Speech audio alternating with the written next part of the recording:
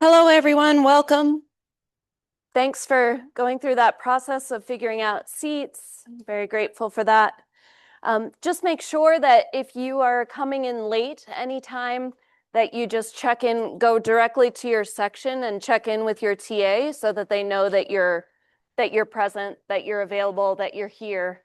So that you make sure that you get marked present for the day. So that's okay. No worries. All good. So let's just take a moment and bring ourselves to this place and this time. So take a moment and close your eyes and draw attention to your breath, taking note of how you feel in this moment. Just noticing your thoughts, noticing what your body is doing, noticing the flow of your breath in and out. Make yourself as comfortable as possible. Taking a deep inhale and filling the lungs, releasing slowly and completely like a sigh. Letting things go with that exhale. Moving the breath out with the shoulders. So scan your body starting at the crown of your head. Relax and release as you scan down through your body. Just observe what is, noticing reactions, expectations, and judgments. Taking note of the tension, but not getting lost in the tension. Can you do it?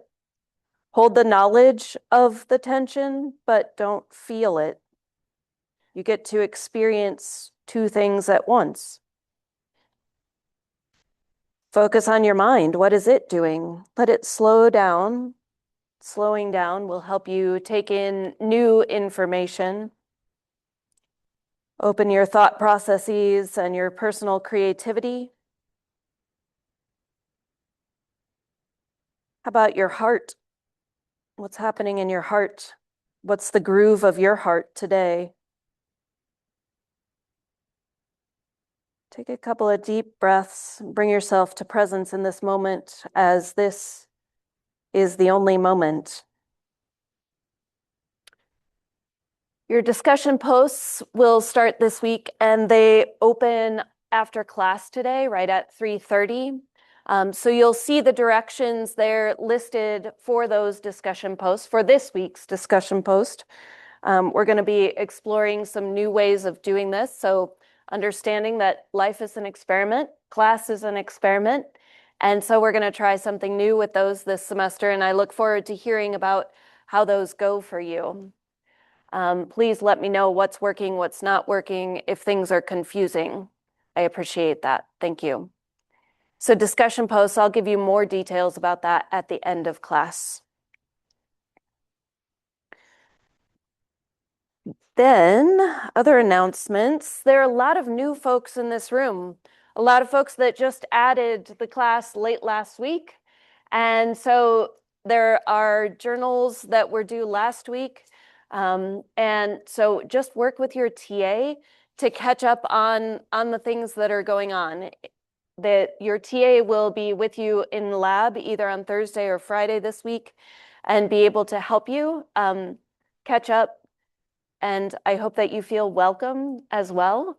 Lots of details, yes, but this too shall pass. Nothing to get caught up on.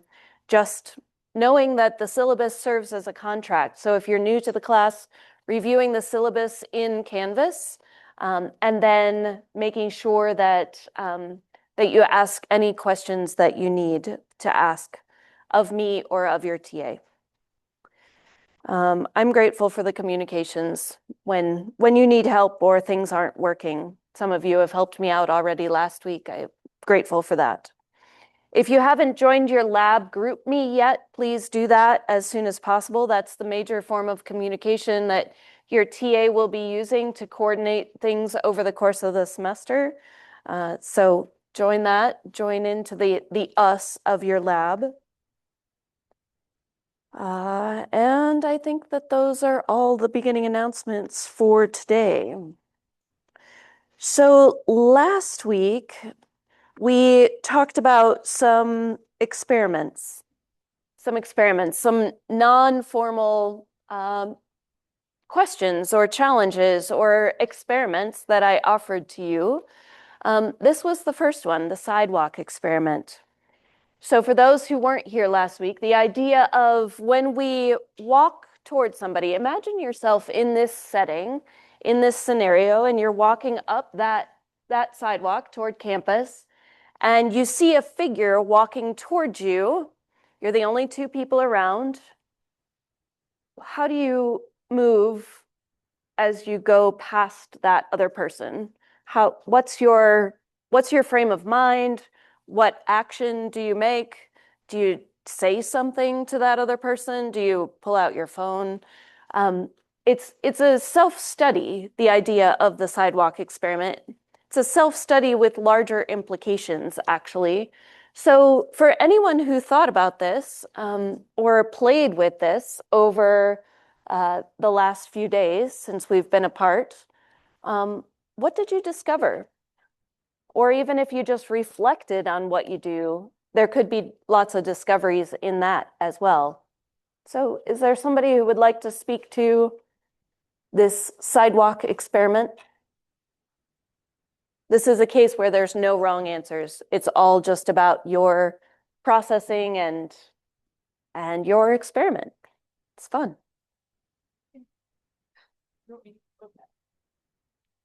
Personally, with me, I feel like it would depend on who's walking by.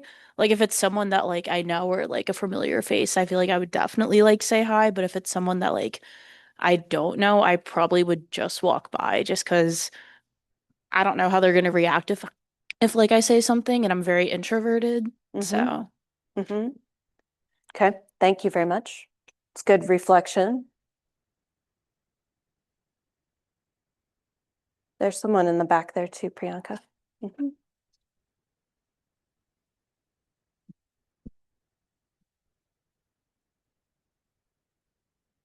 I noticed I'm usually in a rush when I'm on the sidewalk, like outside of my dorm. I don't really give myself too much time to just be outside, just wandering around. I'm usually on my way to class, on my way somewhere, so kind of always in my own world with my headphones on and kind of noticed I'm pretty shut out from the other people. Mm, interesting observation. How does that feel? I mean, yeah, sorry. Thanks. It was definitely interesting to experience because it was a contrast from in high school because I would always just be in the hallways and many of the people I knew there, so I'd be saying hi to people, like smiling at people, and Hmm. it's very different from that. What shifted, do you think? Definitely just the environment and in high school, like we were just on our way from class to class and it was that designated time, and now I don't give myself enough time for that, so I'm usually in Hmm. a rush. Hmm. Interesting. Yeah, that's a cool observation. Thank you. Other, nice, somebody up here.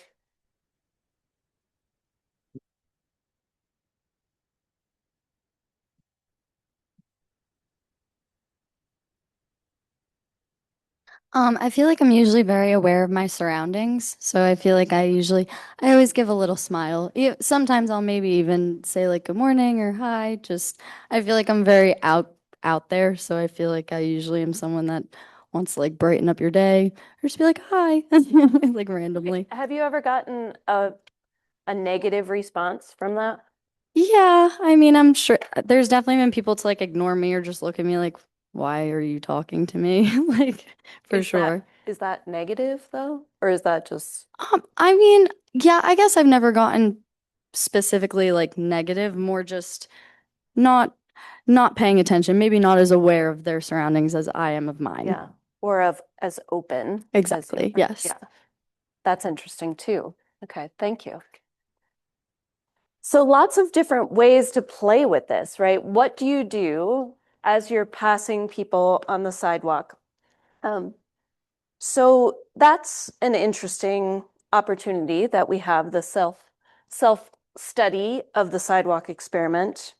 It's also interesting that if you're resistant to this experiment, there's something to be learned there too. If you find you're like, no way, I don't really care about this, I don't really know about this, I don't want to do that, then there's other self-reflection that could be pretty interesting in those questions or in those comments to yourself. It can also be a self-reflection. Do you feel worthy of being seen?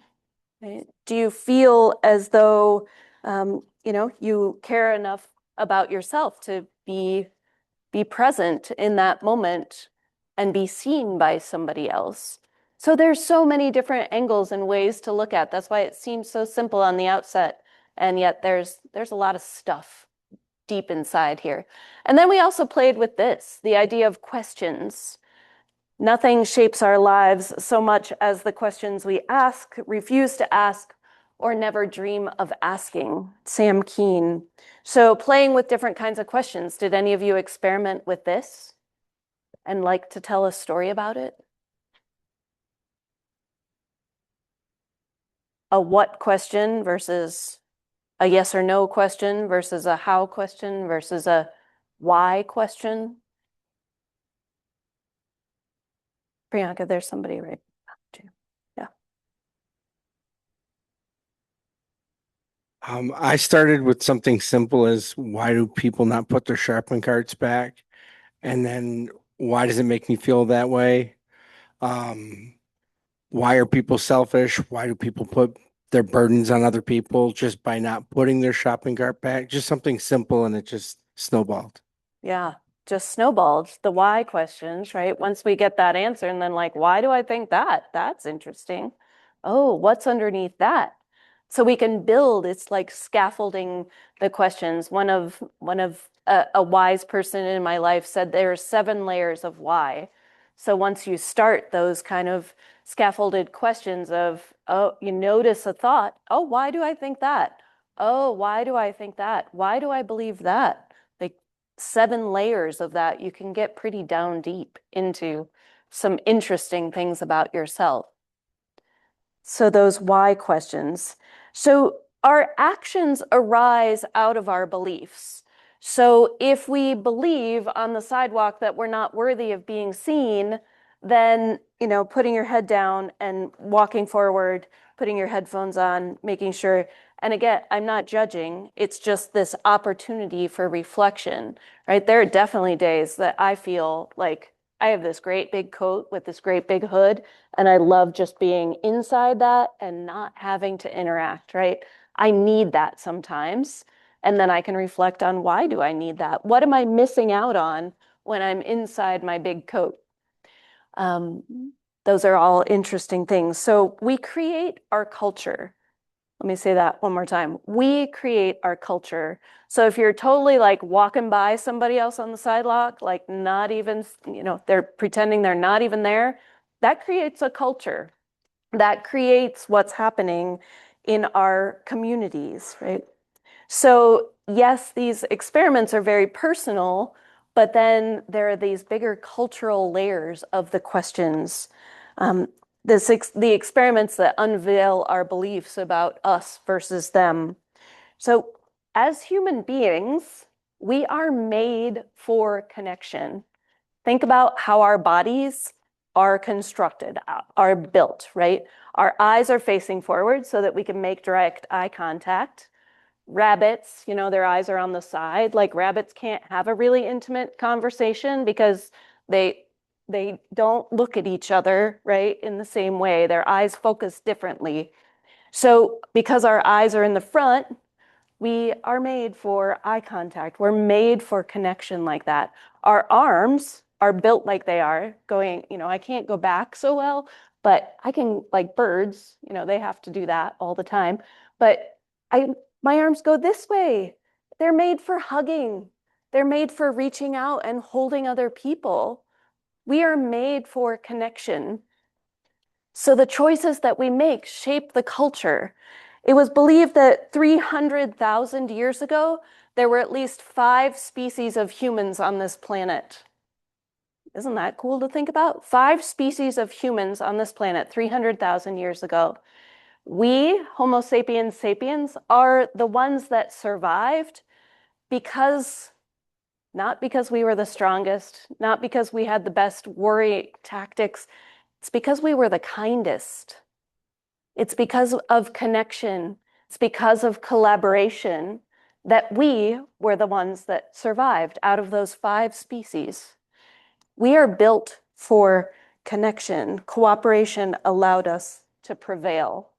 So when we're thinking about these experiments of engaging with other people, either on the sidewalk or with questions that we ask in conversation, when we're looking at each other, there is this connection we're made for.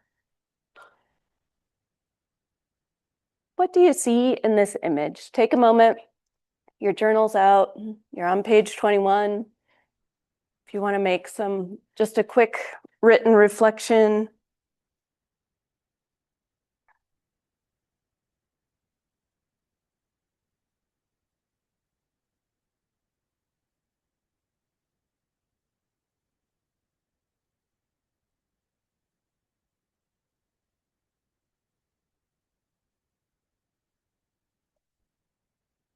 What fascinates you about this image?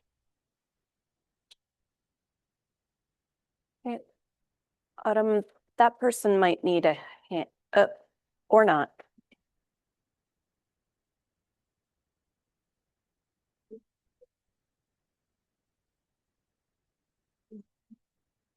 What do you think? What do you feel? Yeah.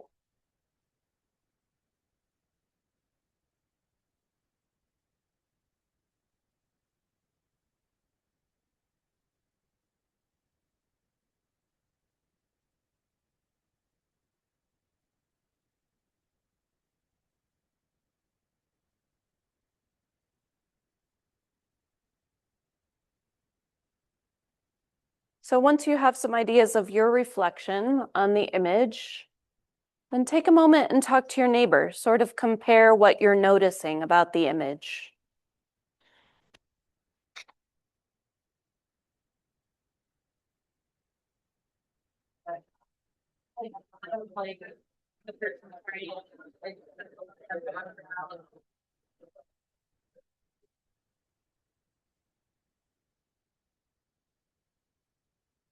Yeah.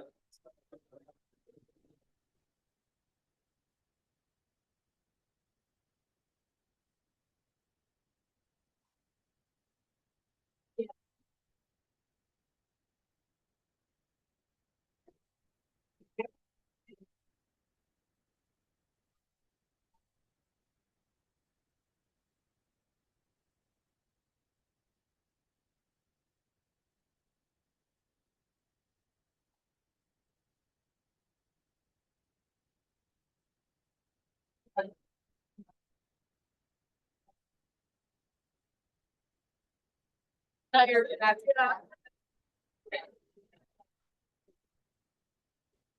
you have the bell by any chance? I kind of said how like Okay, that's fine. our environment and what we're around shapes us like All right, so what did you notice about this image? What stood out to you?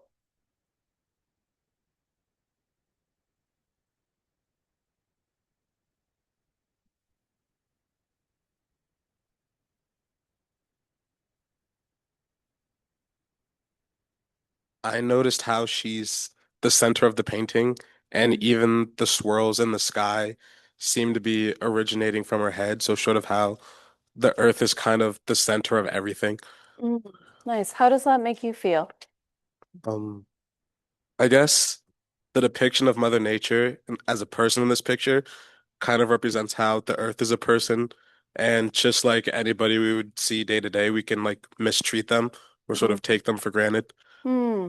Interesting observation. Yeah. Hmm. Thank you. That's thought-provoking. I like.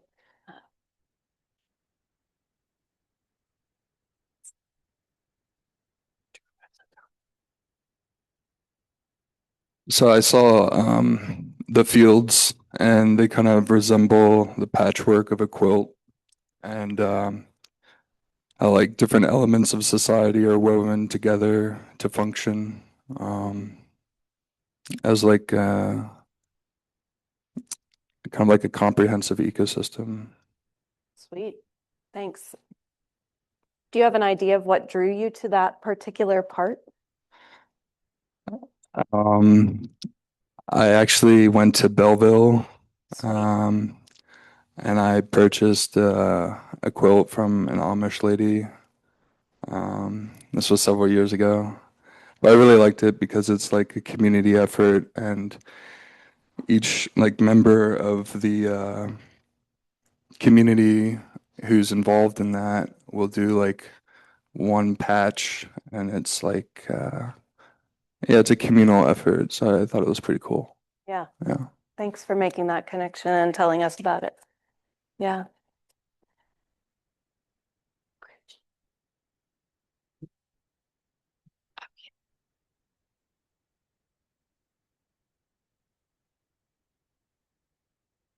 I was going to say that it's a form of meditation, a prayer, letting the environment and the soul be connected, focus in the presence, and that the motion we see from the sky is everything. And we just take a moment, and as soon as we take a moment to be present, we can actually see how everything doesn't stop because of you, but we're part of that motion. Lovely. Thanks. There's one more person over here, Priyanka.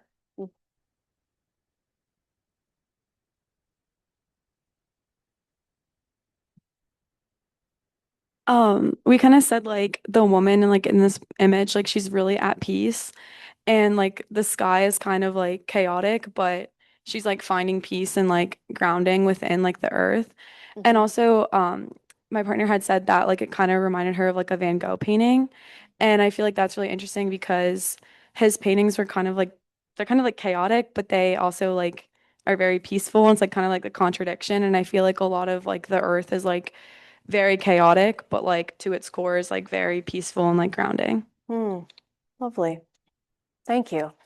Wow. All these different things that can come out of one image. And then I'm sure that, well, there are 350, however many people in this room, and all of the different things that people would take. So then reflecting on, how we connect, what we see, and that there's no right answer to these things. We have the different ways of being and moving through the world. So in contrast to that, today's class is about dualism. Dualism is thinking about opposites, right? Two sides, either or thinking. It's a way of seeing the world. And so we're going to experience this now. Take in this image. Okay. So in this image, you can either see two young women talking to each other or a young woman talking to an old woman. So how many people see two young women talking to each other? Okay. How many people see a young woman talking to an old woman? Okay, fewer people that way. How many people can flip it and see both? All right, great.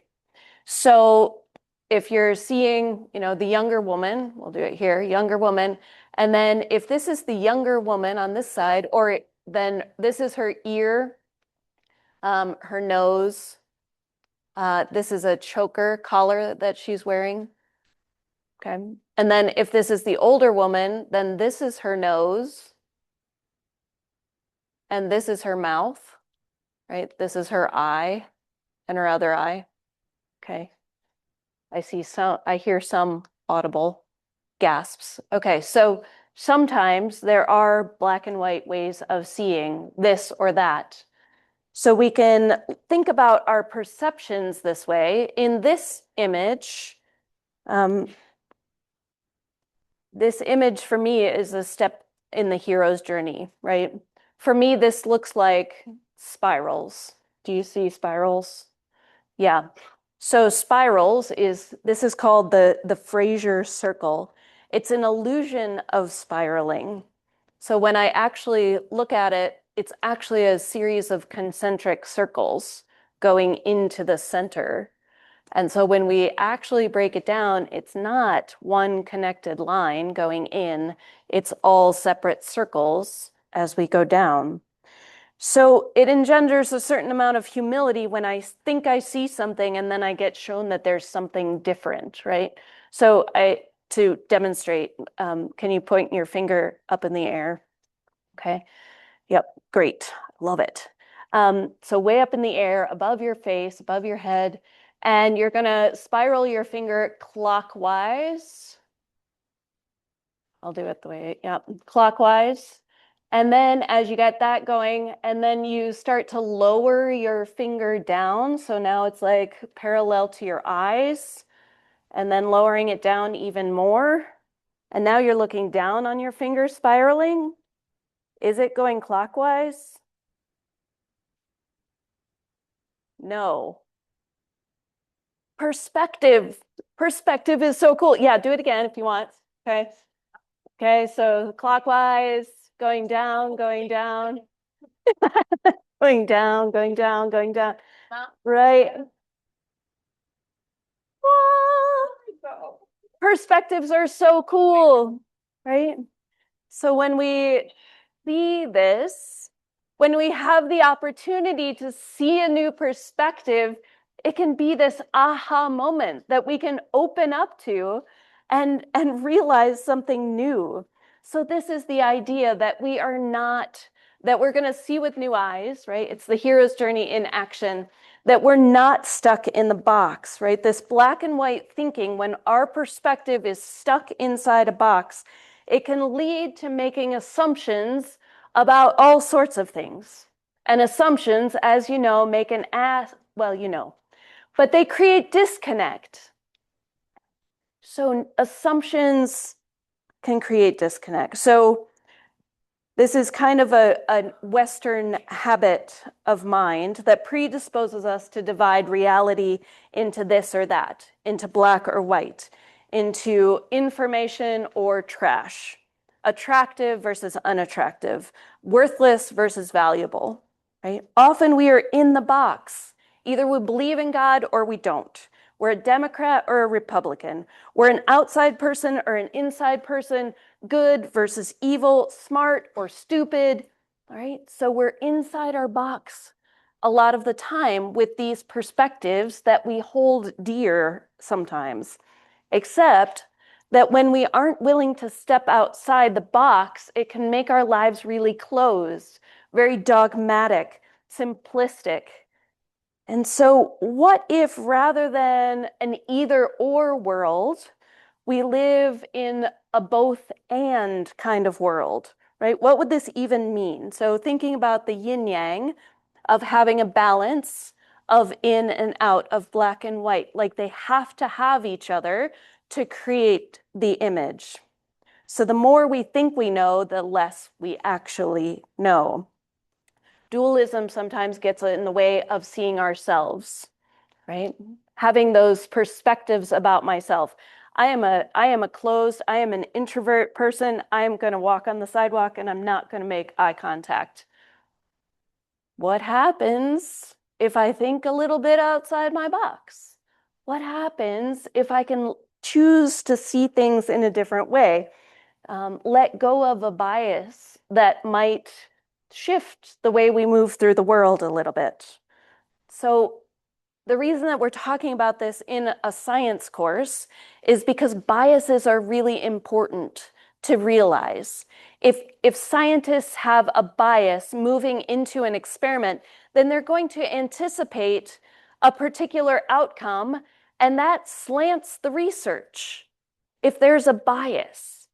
So as scientists in this room, if we hold our biases so close to us that we aren't willing to experiment outside of our boxes, then we're going to slant the research, right? I'm an introvert, and that I don't have a lot of friends, and that's because I am stuck inside my little box. Except what happens when we would like to have some community? Well, but I'm an introvert and I'm in my little box. Well, but I feel a little bit lonely. There are all those people out there, but I'm an introvert and I'm stuck in my little box. So what happens if we open up to possibility? How is it that we can transcend dualism and go from an either-or thinking to a both-and thinking? So we're going to practice this there in your journal. We will look at these dyads, so these word pairs, up and down, rich, poor, success, failure, generous, selfish, etc., etc. So play with this there in your journal and see which one feels superior and which one feels inferior to you.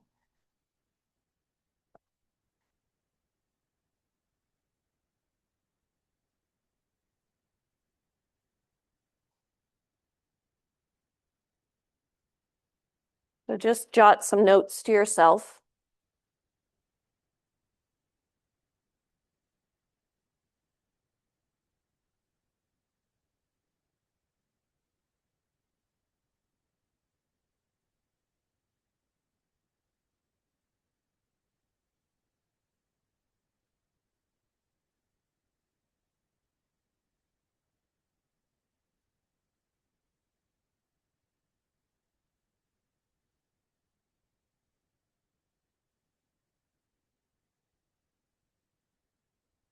Autumn, do you have a moment to help these three folks find Ashlyn's helping too? Thank you.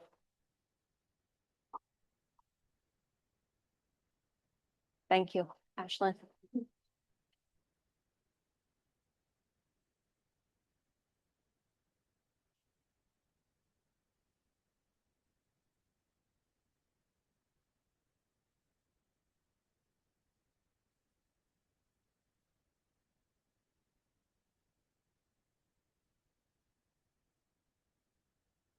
So see if there's one that you get stuck on, right? And kind of think your way into that, feel your way into it.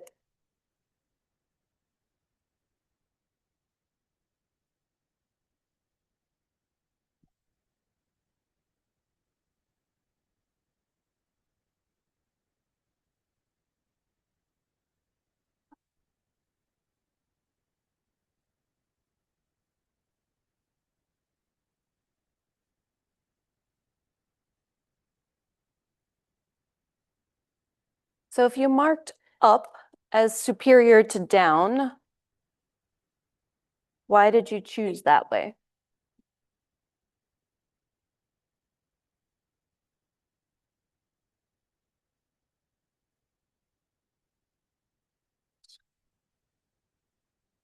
I said that I felt up was superior just because, especially in the way that we live and the words that we use, you have words like upgrade or upsize, and all of that is always like something bigger, something better. Um, and also you have phrases like it's only up from here, Mm-hmm. you know? So all that in mind kind of shows that up is meant to be more of the superior word. Thank you for saying so.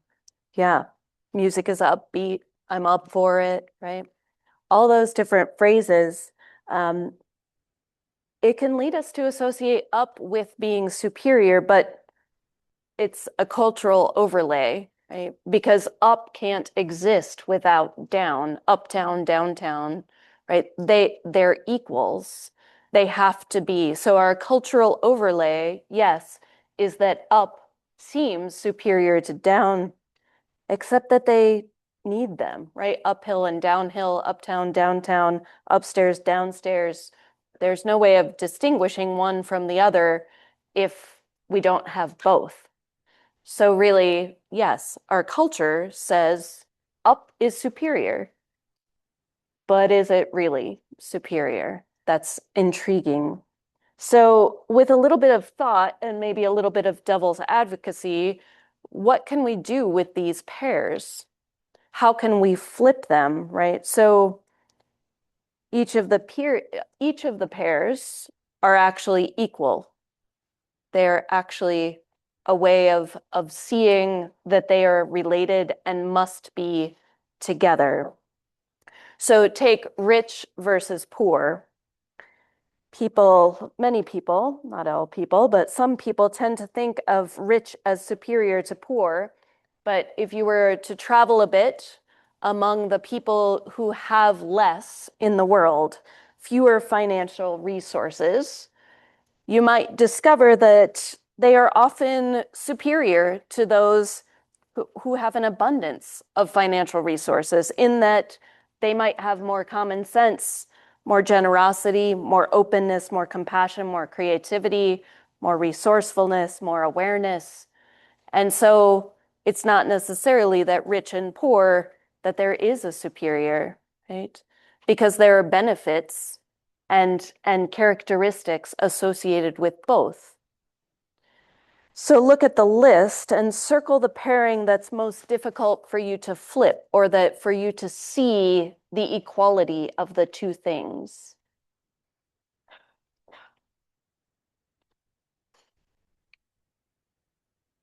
And talk to your neighbor about that.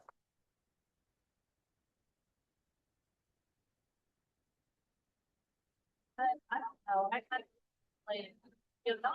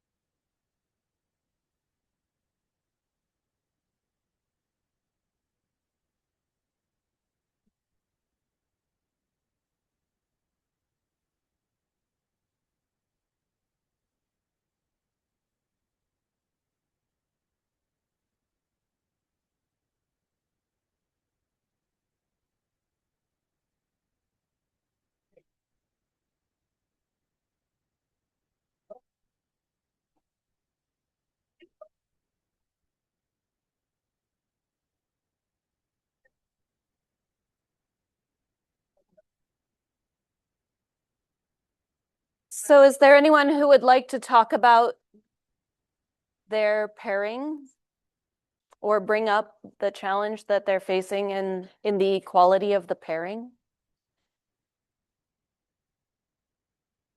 So I think the one that was the hardest for me was like rich and poor. And just because like even like if you're rich in regards to like income, that doesn't necessarily mean you're going to be happy. And I think vice versa, like even if you don't have a lot of money coming in, you could still be happy in regards to like the friends you have or the family you have. So there's like other ways in life to be rich, not necessarily like money. Just money. Thank you. Yes. Thanks for bringing that up.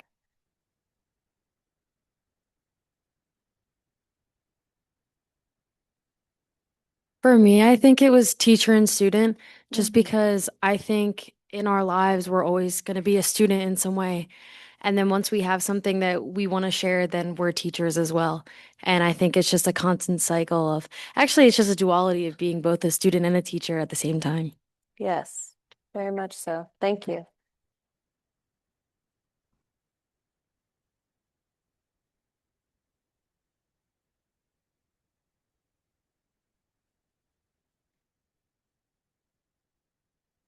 I said generous and selfish because they're two qualities that on their own, I think one is better, it's going to be a better quality, and the other's not. And I don't see the relationship between the two to be equal. I think for a generous person, there needs to be a selfish person for a generous person. Interesting. Yeah. Is there anybody who can see benefits where selfish could be beneficial? Would it be superior? Would you like to speak to that? No. Okay. There's also someone in the back corner. Yes.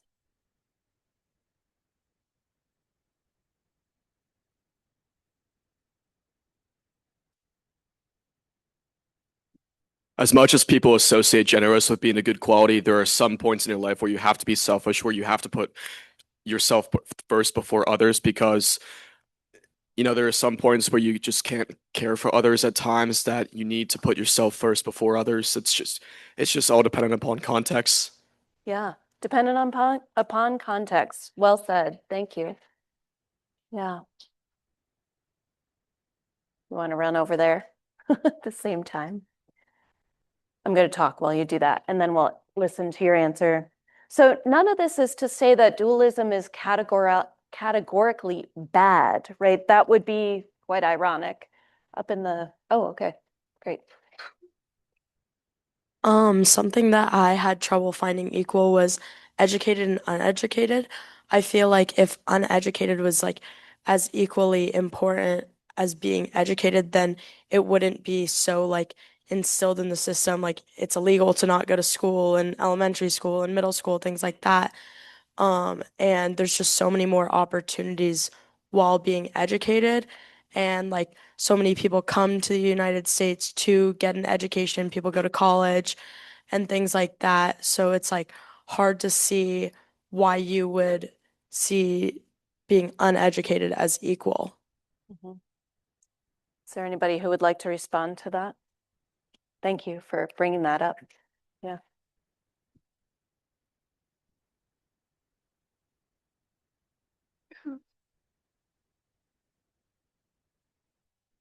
Yeah, I was kind of the one before about like the generous or selfish. And so like I feel like you have to be selfish when you have your own goals.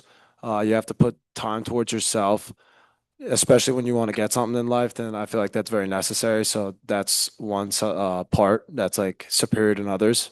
One part that I did struggle with, that me and my partner were talking about, was people and trees. I feel like people got souls. You communicate. I don't really see how trees would be superior than a human life. Okay. Well, when we get to the trees class, I'll be anxious to hear what you think then. Coming up. And educated versus uneducated, thinking about how everyone has time to spend, right? So thinking about how education happens, this implies formal education, right? Going to school. But for people who are not going to school, they are spending their time doing other things and being educated in other ways. And so it's an interesting way of thinking that the systems that we have in place, how are they actually serving the cultures that we are in? So we'll get to more on that later in the semester as well. Yes. So just thinking about all of these categories that are in our mind all the time, all of these ways that we have built the frameworks of our mind and of our thinking, so that it helps us move through the world in some ways, and yet in other ways can be pretty closed off.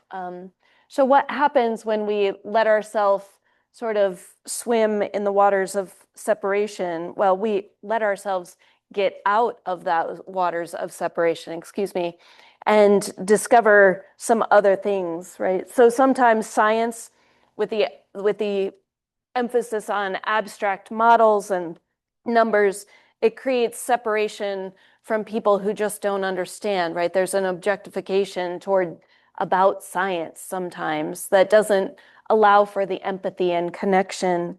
Religion sometimes creates separation by dichotomizing the world, saved versus fallen, good versus evil.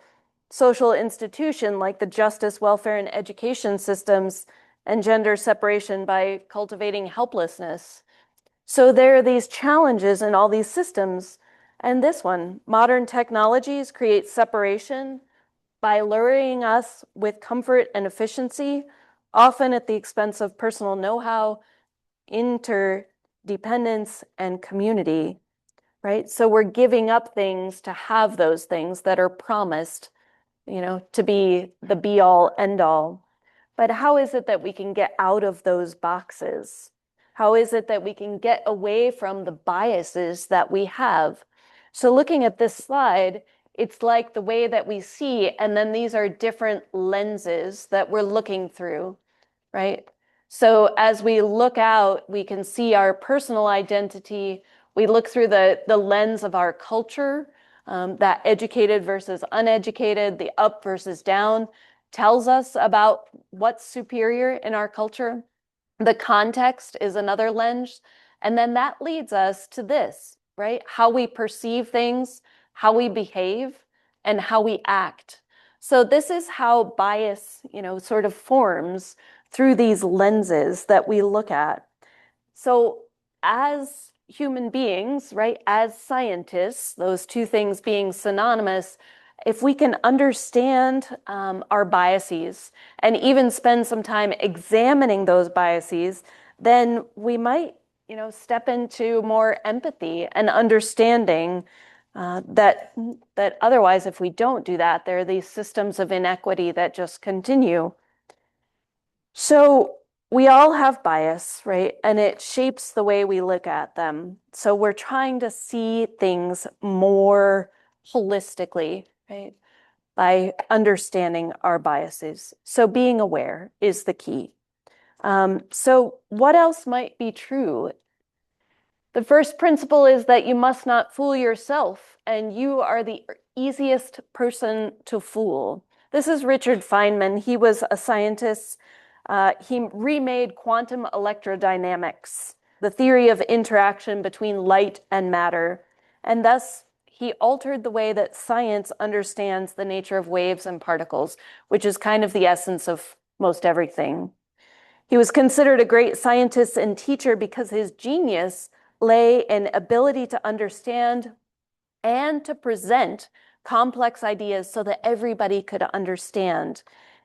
So how can we be curious and then understand our own biases? This is really essential to being scientists and to being humans on this planet. The idea that we have, that we have sunsets and sunrises that happen every day, and those two things wouldn't exist. The light and the dark that we appreciate about these sunrises and sunsets, those are two things, two sides, two dualistic things. All phenomena in nature follow the law of duality. It means that two exact opposites derive out of the same thing. Nature teaches us that following each sunrise is going to be a sunset. There's going to be a day after each night, and after every winter, there will be a spring. Each living organism shall soon be dead, and it exists in all things at all times. So being able to think outside of the box. And it requires this, the idea that we can admit ignorance and open to discovery. You might want to write that down. Admit ignorance and open to discovery. This is Byron Katie, a really powerful thinker. She has shifted a lot of things, beliefs in her own life by opening possibility of thought. The only thing worth learning is how to unlearn, and the way to do this is to question everything you think you know. Byron Katie. So this week you are going to get your journals back in lab. You'll get those back from your TA. And as you read through the feedback that your TA has written for you, open to discovery, the possibilities of what else could there be? What could the TA be asking me? Be gentle with yourself, be gentle with your TA. You're likely learning a new kind of education. It's a new kind of education for you after 13 years at least of doing something else. So what follows this slide is your Canvas discussion question. What you're going to be doing is contemplating the question first. Just sit with the question, live into the question as you walk around campus. And then you're going to upload a video of yourself answering the question. You're going to wait a little while, and then you're going to go back and see what your lab mates have written or have said in their videos, and you're going to respond to one of them. So it's essentially a dialogue back and forth. It's teamwork. So here's your question. What is water? So think outside of the H2O box and see what you discover. The last slide here is of the QR code for the Instagram for Bi-Sci 3 if you're interested in following. Thank you very much. I hope you have a beautiful day.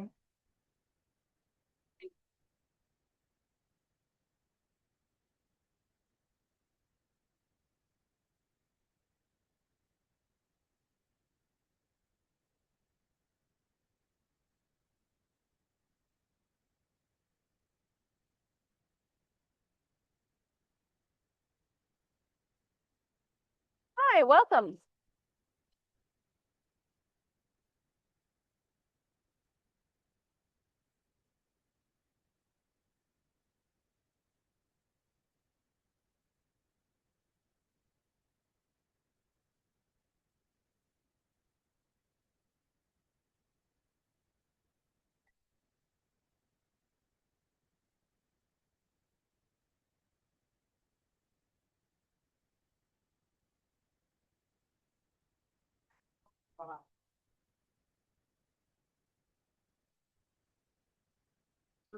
I just switched in.